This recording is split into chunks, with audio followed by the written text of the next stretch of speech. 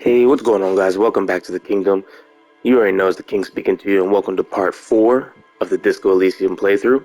As I said in the beginning of the episode, this is a very, narrative-driven game, so if you have not watched the previous episodes, I highly recommend that you jump in, watch parts 1, 2, and 3, so you know exactly what's going on, where we're at, and if you already have, let's not waste any more time. Let's jump right back into it. Here we are, part 4. Alright guys, so when we left off last time, we were wandering through this bookstore, and I remember that we were looking at these books last year. This bookstore is not strictly about crime, romance, and biographies of famous people. Okay, you already read this, so let me ask the storekeeper about these books. Sir, please, no browsing in that shelf. That wisdom is not for free. I can't have you end up, like, opening a police store next door and stealing my customers. Oh, no. Okay, yeah, that's what I was planning. Alright, let's leave. She's paranoid. Did we look at these books? The plaque on the shelf reads, Biographies of Famous People. You see a large variety of names, none of which ring a bell. Storekeep, anything in this shelf? I would say the greatest innocence. Yes, most certainly. It's an important educational tool, delving into the depths of history, religion, and their relation to innocentic power. Who or what is an innocence? A very influential historical figure. But surely I don't have to tell you that. You're a law officer, and law officers have at least some education. The book is also very daring. The author aims to re-examine the universal understandings of the innocentic system, creating a fresh vantage point and a shift in the tired order of things. I thought it was about which of these innocences is the coolest and greatest. So you recommend it? Great, I don't need to know anymore. Certainly. It's prudent for a person to have at least an elementary understanding of history and society. Imagine the chaos we'd be in otherwise. You feel like you should get this one. Definitely. It's important somehow. There's something personal inside. Man, I wish this wasn't so broke.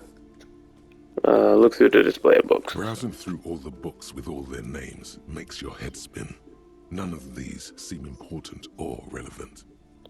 It's all just vapid egoism. You said I should get one. Suddenly, a particularly odd title catches your eye. It reads, High Speed Love, the tragic true love story of Jacob Irv and Alfie Delatraz, by one Cecilia Averbrook. What's it about? High Speed Love chronicles the romance between two of the finest tip-top tourney racers in history. One of them is the madcap driver, Jacob Irv. His blonde mane graces the cover. Next to Irv's life story, you see a slim biography of an Occidental rock star called the Anti-Star. He's famous for shooting morphine into one of his eyeballs and cocaine into the other. Oh my god. Next to that, Rivasholian radio personality Guillaume Bevy stands in front of a rundown drug den.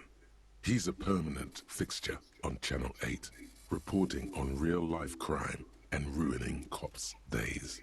I really must insist you buy one of the books. Reading them is not for free. Do still browse, though, but not too long. She understands she has erred against the customer and immediately corrects course. I'm sorry, I did not mean to rush you. You are browsing. Go ahead. Take your time. Time is commerce. I was about to say, geez, give me a second, lady. Alright, let me get out of there. Everyone knows the most interesting thing about fascists was their magic. Alright. So we still don't know what's behind this curtain. Let's see if she says... What is this? Oh, can't get to it. Alright, so let's see if she says anything different. I don't want to just bust through the curtain. Hello again, esteemed officer, and welcome to Crime, Romance, and Biographies of Famous People. Alright, we'll just leave. Oh, the little girl's in here now. I'm sorry, sir. I can't talk right now. I'm very busy with my homework. I have so much homework now. You just can't win. Out of the rain and into the gutter. What are you doing now? Math. It's really difficult. Like, really. They say you need it to get rich. Better than standing outside in the cold, I guess. Oh, I found something while you were away. Oh, what is it? I thought this would fit you. I got a hat. Out. Not me. The city, I mean. Like a detective does. She gives you a hat almost exactly like the one Dick Mullen wears on the covers. Wait, where did you get it? It's a fedora? A detective hat? Okay, I get it. I can look just like Dick Mullen except I'm an actual police officer.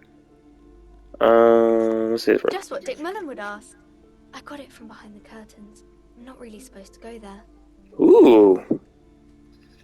A detective hat? Yes, just like the one Dick Mullen wears all the time. You'll look way more serious with that. Right, I have to get Thank back you. to my homework now. Before Mum notices. Man, this is hard. She looks back at the informal scribblings under her nose. Okay, bye. See you around, Annette. Aw, what a nice little young lady. Unlike Kuno, that little piece of shit. Alright. Let's put it on. You already know.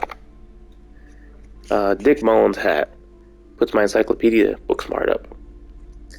It says, if anything, this wide-rimmed hat looks even better than the hat Dick Mullen wears. Dick Mullen is stupid and not even real. You're real. Your brain is real. Your real brain is inside the hat. That's right. Yeah, buddy. Yeah. Ooh, yeah, look, I am fresh to death. Let's leave. Alright, so we're back out here. Let's go over back towards the dead body. It's been a hot minute. Is that a bassinet up there? They're still doing this. He's still over here acting like a dick. Alright, hold on. Let's look at this body again. There he still is, looking right through you with his white eyes. The body below is entirely dedicated to that corpse smell. Emitting it is all it does now. Okay, yeah, I don't think I can do anything yet. These gloves.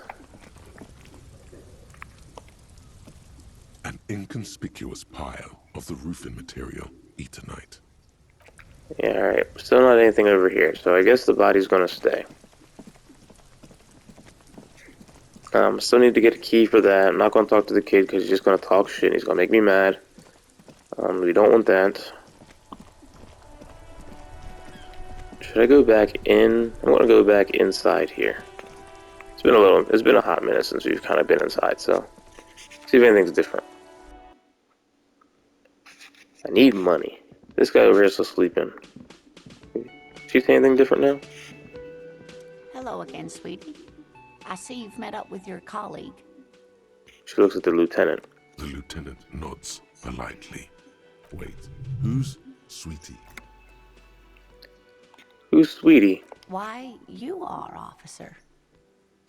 Maybe I am. And have you found anyone to be sweet to? She smiles conspiratorially. No, I'm done with mating rituals this time around. I don't know, maybe I have.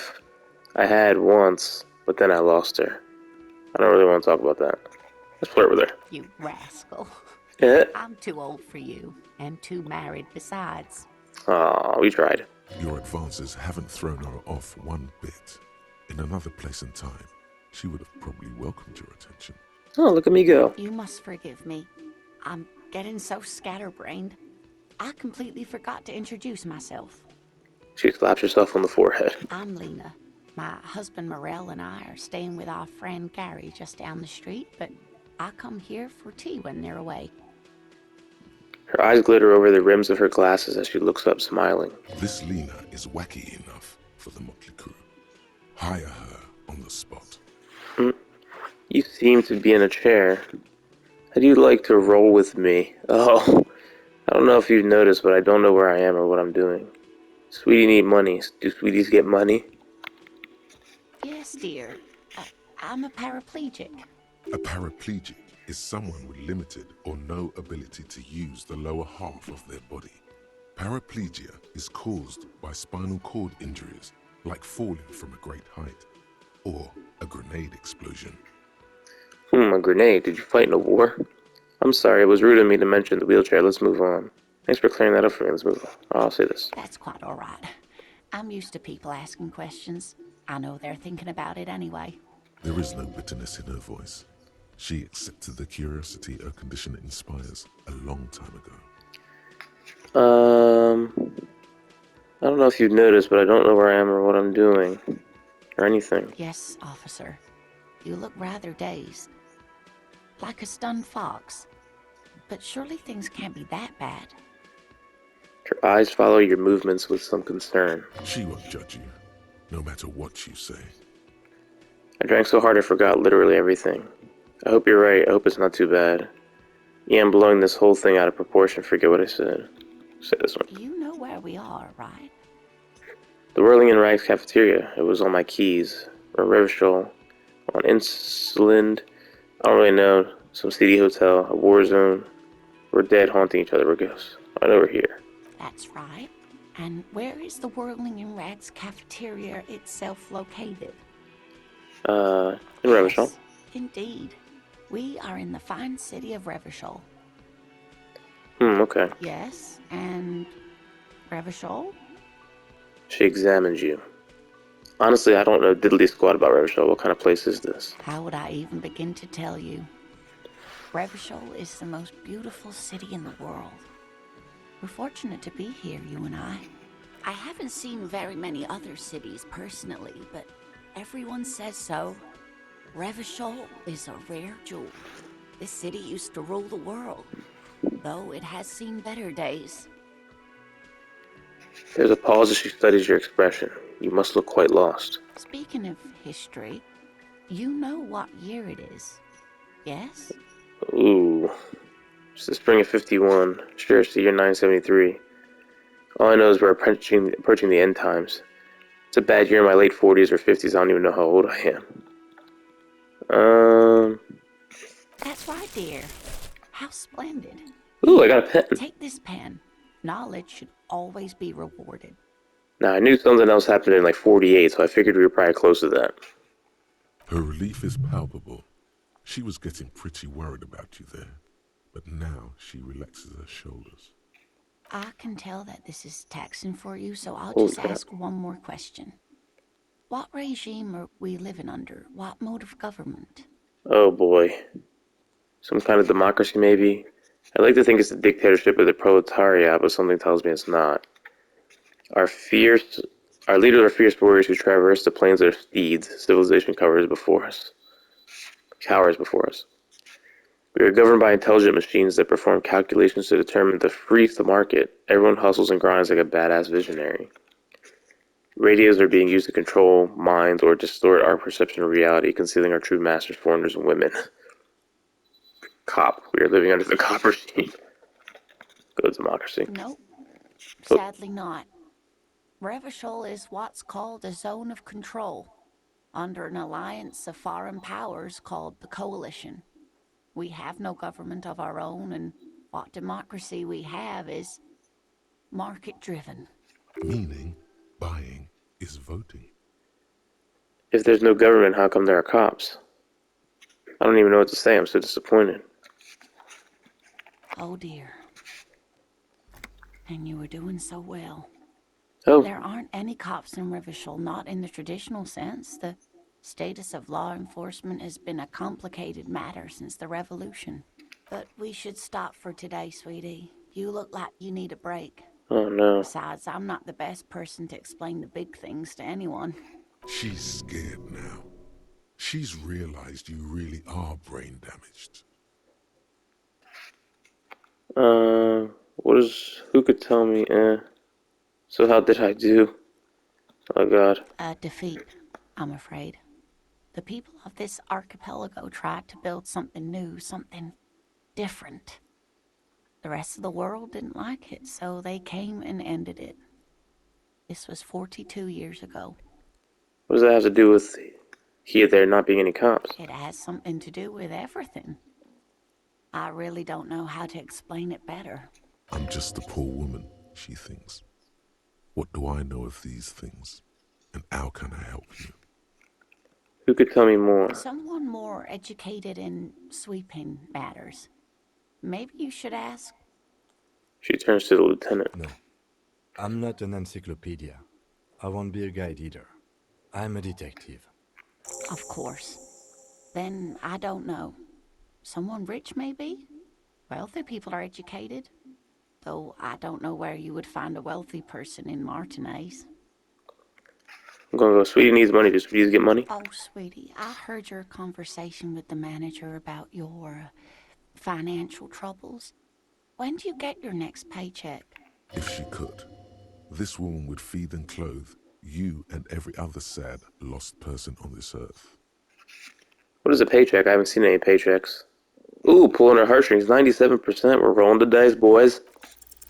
Your deportment remains Ka-ching. dignified as you shed a single manly tear. If it isn't for me to ask this of anyone, but I am at the end of my rope. Any money you could help me? Sweetie, I only have a few cents on me, but I could give you this to pawn. Just I tide you over. A pin. She unfastens a gold commemorative pin from her left jacket pocket and drops it into your palm. Wonderful. He has a pin. The pin is round and slightly tarnished. 3 sailboats in bas relief with the sun hovering over the water behind them. A chipped green banner at the bottom reads, San Baptiste, Summer 31, Dinghy Races. Where can I pawn this pin? Cross the plaza and follow the road along the coast. Down by the water, there'll be a shack nestled against an old stone facade. That's the pawn shop. An old friend of my husband's goes there often. He says the owner is quite helpful. Items that can be pawned at Bird's Nest Roy's appears in your inventory under the Items tab. You can pawn these items when talking to Roy. This will help me out, Lena, thanks. I promise I'll buy it back for you once I have more money. Oh, it's not an ancient family heirloom or anything, but I suppose it would be nice to get it back. About your I hope pin. you were able to pawn that old trinket. Just wanted to thank you again. Of course, dear. Alright, I'm gonna go. Dear. Good luck with your case. Thank you. Wow. What a great time. So, we got this pen, a kind green ape pen. A pen with a green ape head on one end. The ape has closed its eyes, a kind expression adorning its face. It seems to be meditating. This unusually tasteful pin was produced to celebrate the St. Baptiste Summer's Dinghy Races 31. It has the warm glow of a well-loved memento. Alright, so I can pawn that for 320. Alright, well, I also got a new task. Get a reality lowdown. You have no idea where you are. Lena encouraged you to ask others to explain the world to you in greater detail. Perhaps try a rich person. Rich people are educated. Can I talk to this guy now, or is he still passed out? The worker is in a deep slumber. Perhaps he's on his way to where you just came from, into the primordial darkness. Nope, we're not waking him up. Leaving him be still. We're at 42% of that. Do you have anything new to say? Where's that boss? That door's open. Is the trash container out back yours? Mine? No, it belongs to the Whirling in Rags. Thank you for clearing that up. Why do you keep the container locked? Why? To keep the hobos and drunks out. That's why. And the neighbors too. They put their trash there and they don't pay for the garbage company. I thought as much. And are you the only party with access to the trash container? Well, yes. Us and the garbage disposal company. It seems a little callous, doesn't it? Something stirs in you. Wonder what this feeling is. No, it doesn't. Nothing stirs in me, and it isn't callous. It's common sense.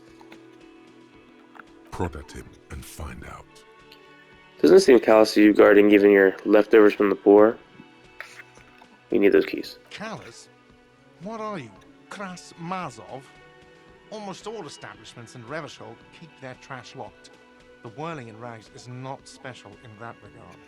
Krasmazov, nom de guerre, was an economist and a historical materialist. He was a leading figure on the Grad side of the Centennial Revolution, where he headed the 9-day government.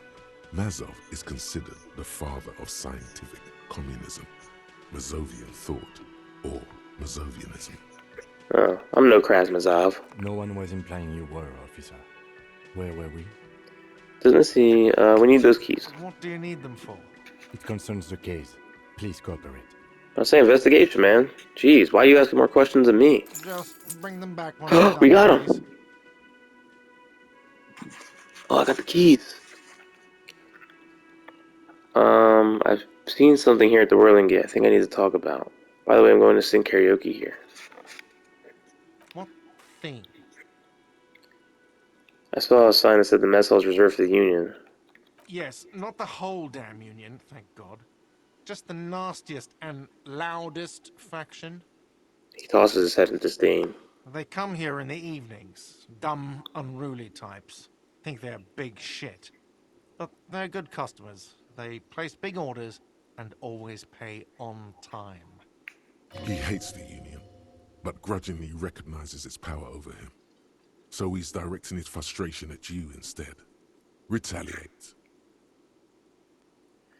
It's a shame you've got to suck up to the Union to stay afloat. Let it go, you're above gratuitous baiting. Well, let's try it. I don't. I'm simply providing a service, or really facilitating the offering of services to paying customers, and it doesn't matter. I don't have to explain myself to you. Ooh, I leveled up. I got 5 We experience. should find out who this Lord faction is, occupying the booth. Loudness means talkative, and we need info. The lieutenant gives you a meaningful nod. How do we find them? We don't. We have to wait. They'll show up sooner or later. Men get hungry, even striking men. If not today, then they'll be here tomorrow. There are these things called days. You sleep between them. He's saying they'll come after you've slept. Just making clear you got that. Something else I want to ask What? about. By the way, you should come back to this thing-based questionnaire if you see anything interesting in the whirling later.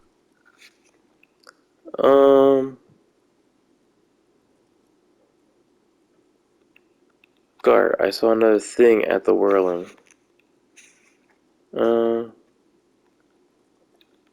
Another thing. Great.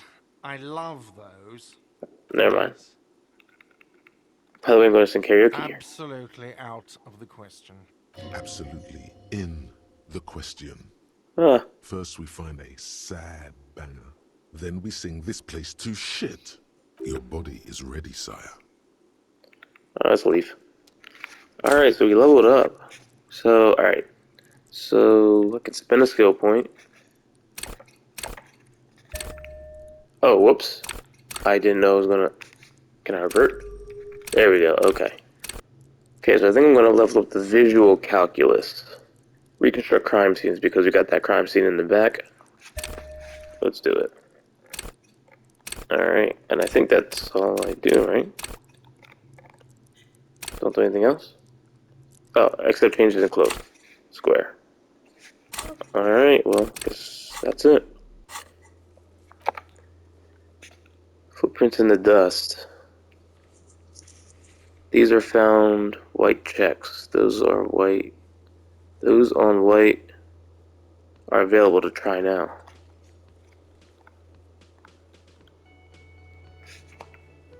Where's this at?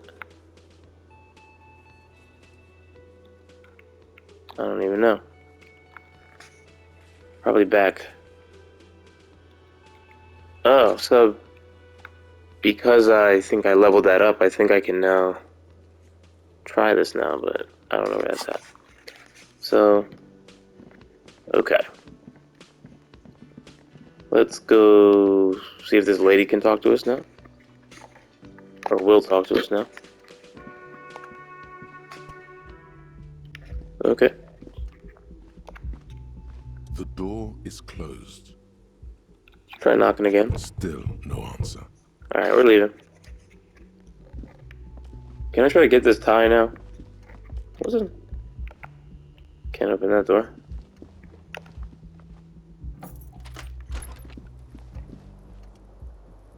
What is this? Kim tries not to look at your broken down bathroom door. Oh.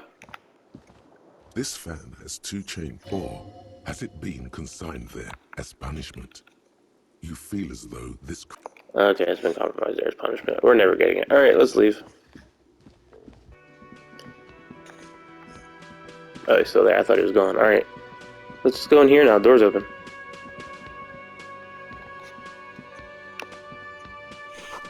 The dishes are drying. They smell of chemicals and pine trees. Ooh, got some money. An aroma of spices, alcohol, and tomato hangs in the air. What is this? You see a heavy steel door with a prominent dimple lock. It's painted blue. You immediately feel drawn to the color. Blue is for mystery. Touch the door. Try to push on the door. I wonder where this door leads. You do? It's a door in the back of the kitchen. Why do you care where it leads? I'm drawn to its cobalt blue. It's part of the whirling in rags. There's something about this place that makes me want to know. Out of duty, we may find something impertinent to the investigation. You're right, it's not important. Eccentric. But okay, I suppose we could look into it. As a side investigation. He's not bothered by your eccentricity. He seems genuinely intrigued himself. Yes, a mini side investigation. No, the door is a mega investigation. The door and the main investigation will merge into a stereo investigation. If you say so, Gart is the person to ask about this. The cafeteria manager. Alright, let's not do anything to it yet.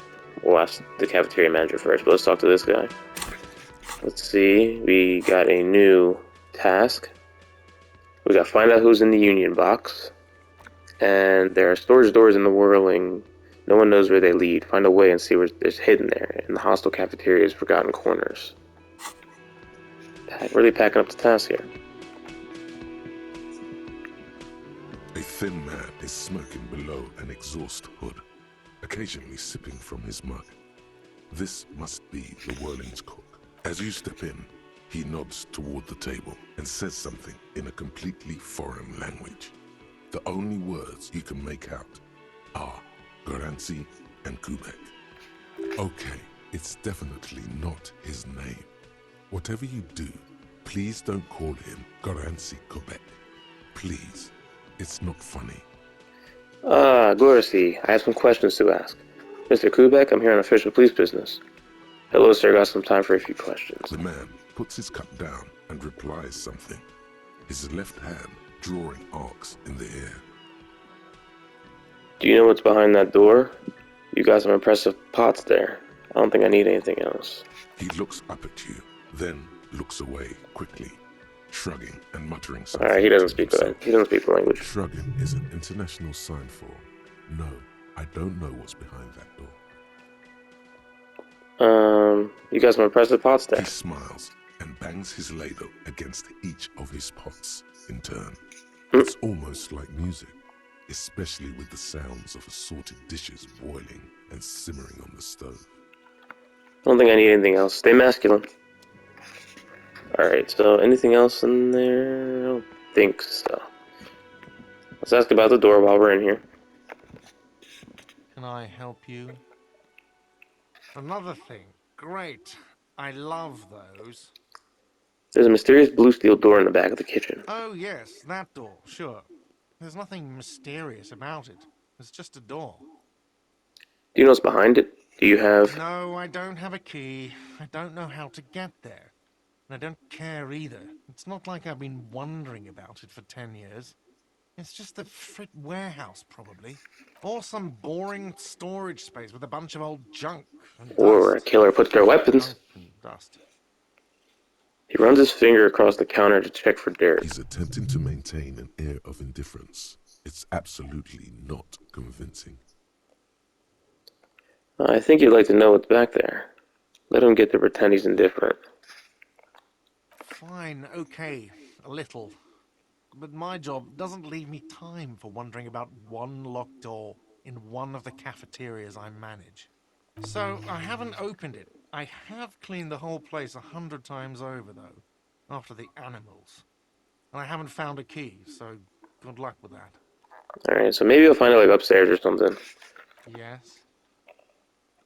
Goodbye. Alright, so we need to find a key for that, but let's go back and open up the trash.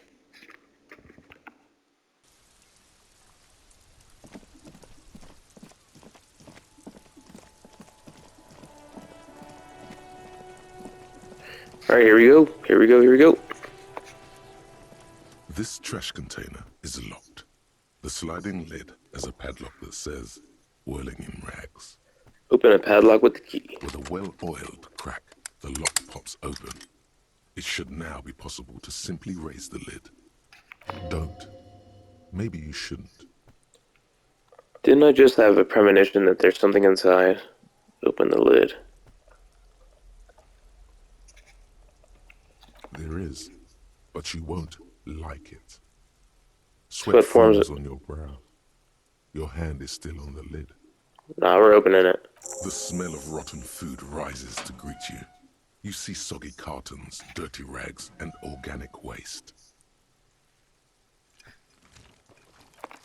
We're just in time. This hasn't been emptied for over a week. Look under the boxes of carton. You see milk and egg rest with one broken egg in it. Some pasta wrapper. Picking up the soggy packages somehow feels familiar. A box falls into pieces in your hands. Batiste Soleil cereal. There are plastic pasta packages below. And turbo noodles. Nothing of note, however. Pick up the rags. Among the threadbare kitchen towels, something catches your eye. A pair of denim trousers. Grab them. As the legs of the slime-covered jeans begin to unspool from the garbage, a rank corpse smell fills the air.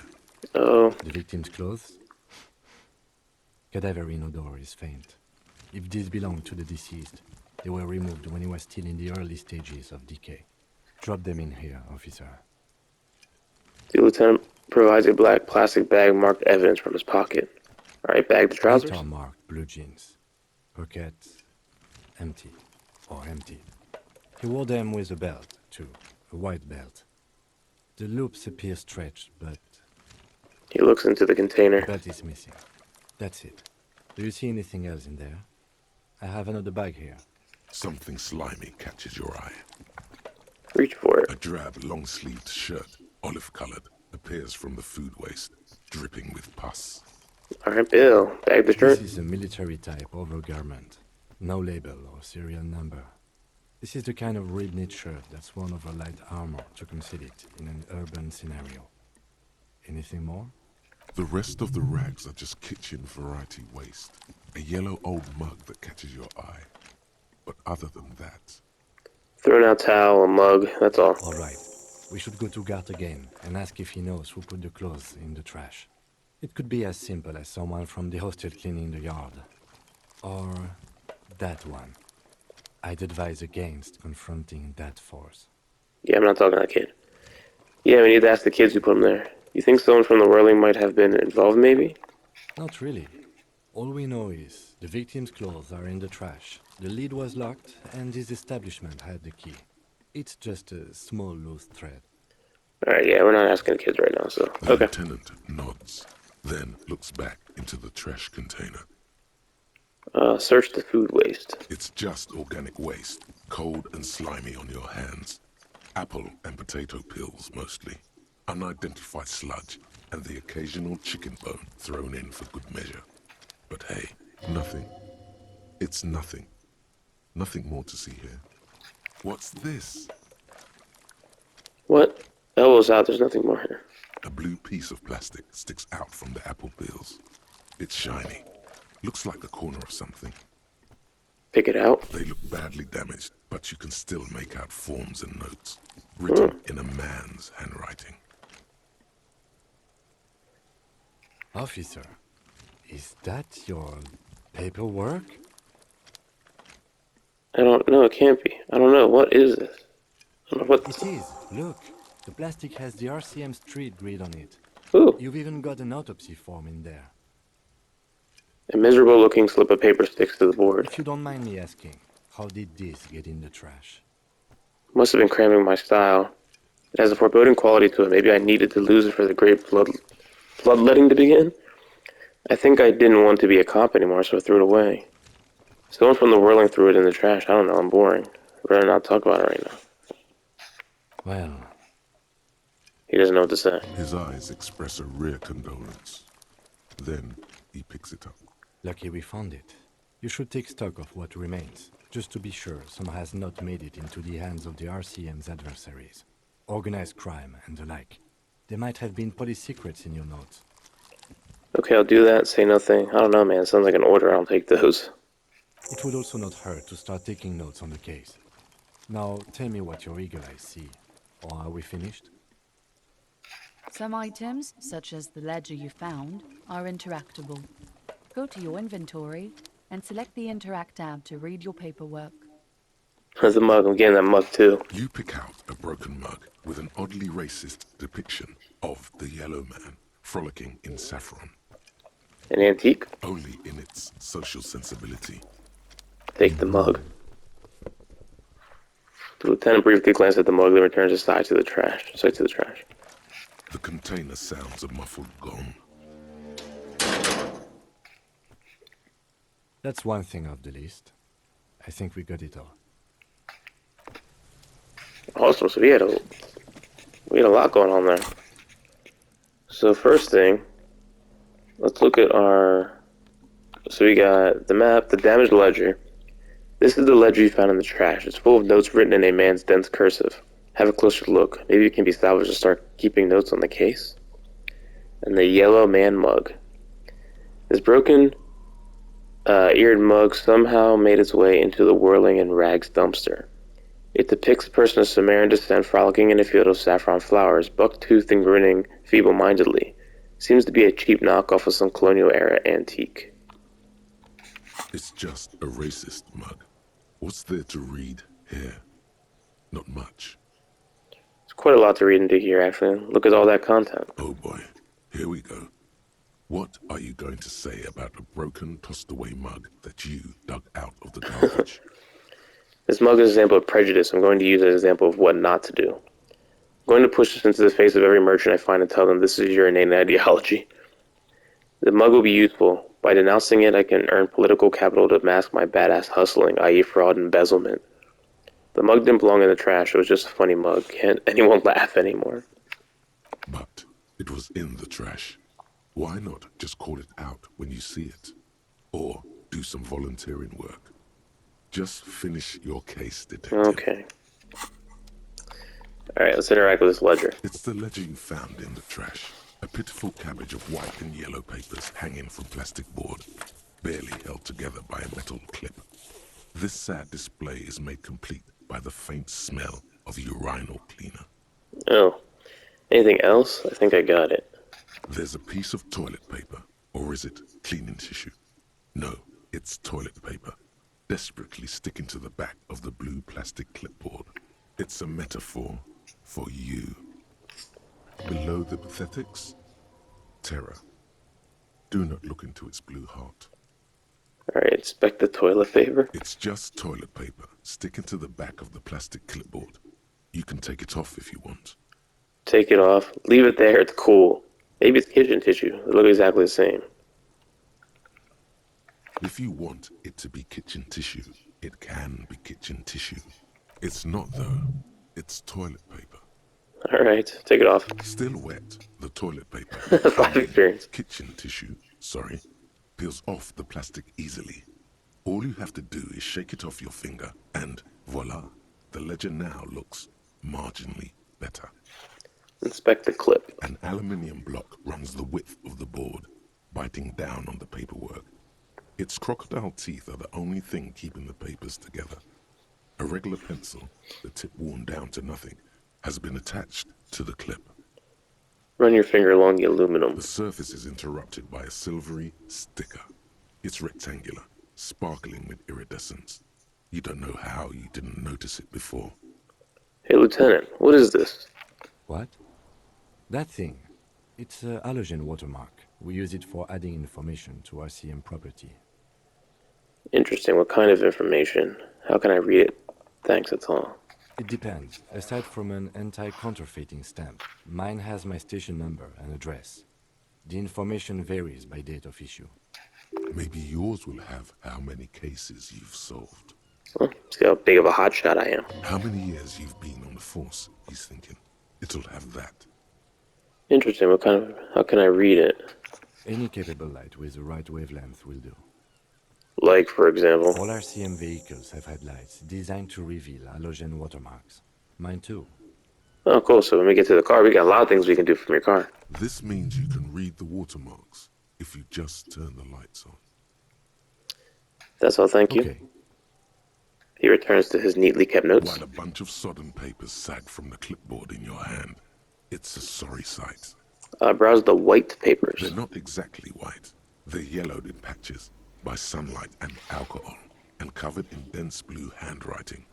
Ink escapes into watercolor patterns, reaching its tendrils across entire pages. The paper itself is checkered, with faint red lines, forming short paragraphs. Once in a while, there's a red stamp that exclaims, "Case files commit to paper." The case files themselves are plenty. You count more than 100 sodden, crumpled up, earmarked pages falling apart in your hands. They appear to be sufficiently organized and extremely dense, if mostly illegible. What is in there?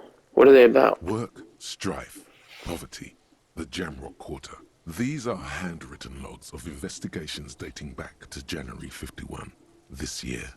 The exact number is hard to estimate, due to missing pages and an odd naming convention. But there are at least 20, maybe 30 cases undertaken, not completed, mind you. It's the middle of March. You have attempted 2 cases a week on average. Jeez. Is 2 cases a week good caseload, Lieutenant? There's mention of a naming convention here. Count the pages. I have to open an official case as their room. I'm done inspecting this. Huh? 2 complex cases to undertake is a lot, yes. You really have to push yourself. I would not suggest it, lest you start making mistakes. 2 cases a week appears to have been my load, Lieutenant. I'm not sure I completed them, though. 2? That's a lot. I didn't mean to say you are making mistakes, by the way.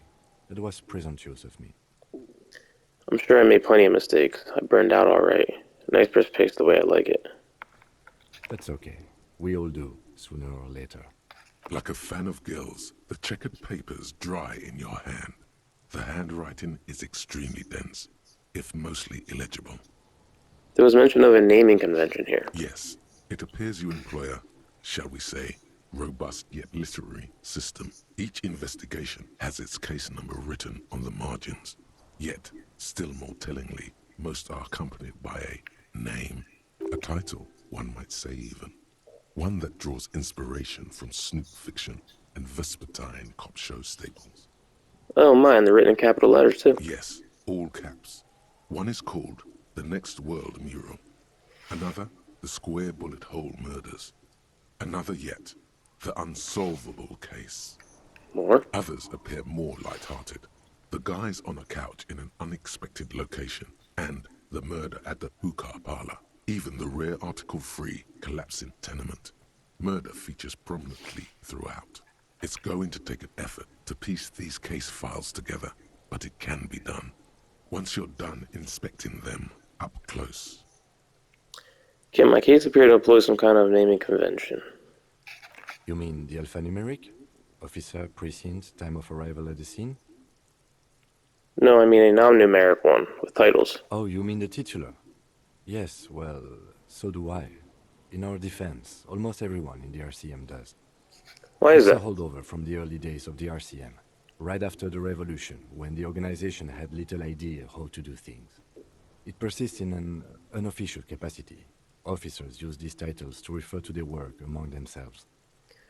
Seem to have named the case the Square Bullet Hole Murders. Again, in your defense, I seem to have named one the man with the hole in his head. That was a real person. His death was real. Still, I named it that, to amuse myself. I pray his loved ones never find out. What happened to him? Rail spiked through the head. He died. It was a workplace accident. Jeez.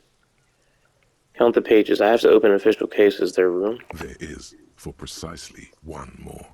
15 pages near the end remain untouched by the damage. The checkered grid forms a structure of passages, breaking the case into subtasks to accomplish. Once all the tasks are accomplished, the case is complete. Commit to paper using the pen Lena gave you. The tasks you've completed flow out of the kind green ape pen in a brash freehand similar to the rest of the letters. The wording comes easily. It's almost robotically simple. A language developed for mental rigor and simplicity. Inspect the victim's body. Interview the cafeteria manager. It's not exactly poetry, but poetry would be out of place. Cross out the ones you've already finished. A satisfying slash sounds across the paper. You're done, it seems to say. And you, and you. Things to be done and things already done. The composition of reality. This is an extremely useful tool for a detective of the citizens' militia.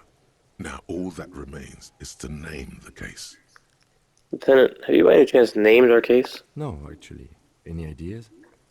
The Hanged Man, the Furies are at home in the mirror, the Setting Sun, Shit on a Stick. Let's go the Hanged Man.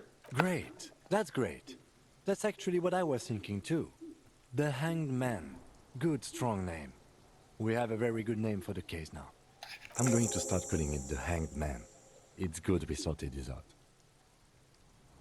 Nice. I'm done inspecting these You clothes. don't exactly close them, so much as distance yourself from the smelly papers. They're a little further from your nose now. Let's browse the yellow papers first, and then we'll come back to this and try. Because it's over 70%, we said we'll try them if it's over 70. In the back, you see thin, translucent copy paper.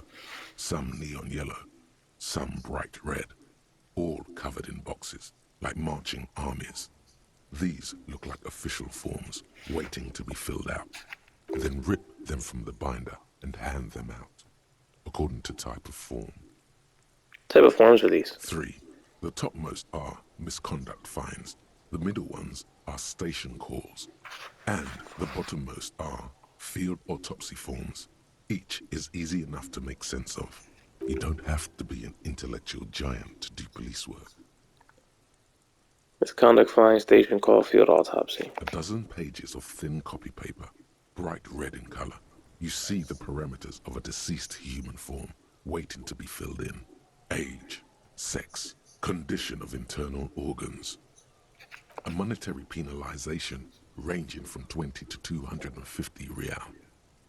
Severe cases allow for 1,000 real, but that requires special paperwork.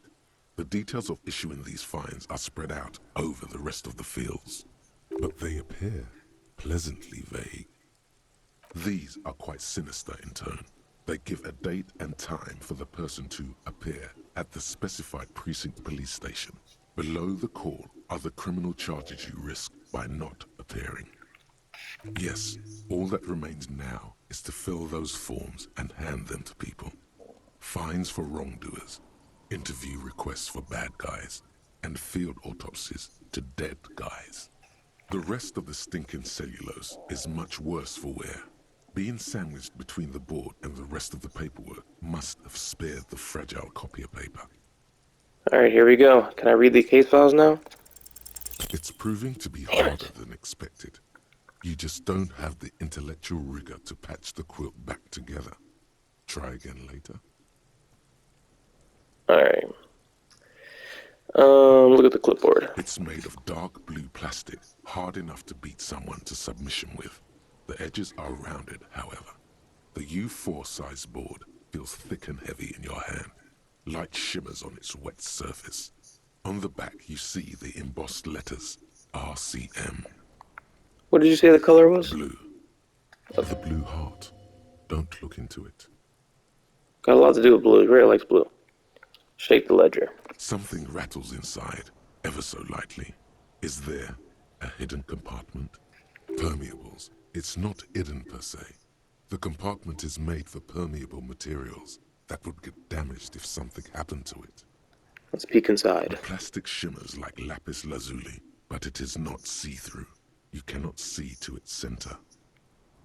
How would I open it? With your hands, U4-sized pages hang from the clip screwed to the top of the board.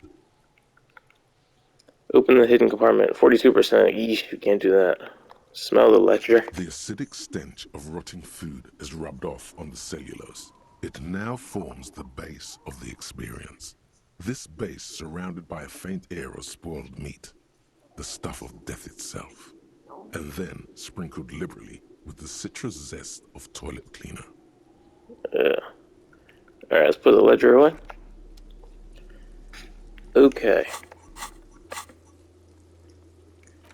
So who put the clothes in there? We can ask Kuno, but ask Gar. Let's not ask Kuno. Read the watermarks, so you can do that in the police car. And these are all the ones we completed. Alright, so I think that we are going to probably wrap it up here. The next video we'll start by asking more questions to Gart. We'll go inside a while just so that we're prepared.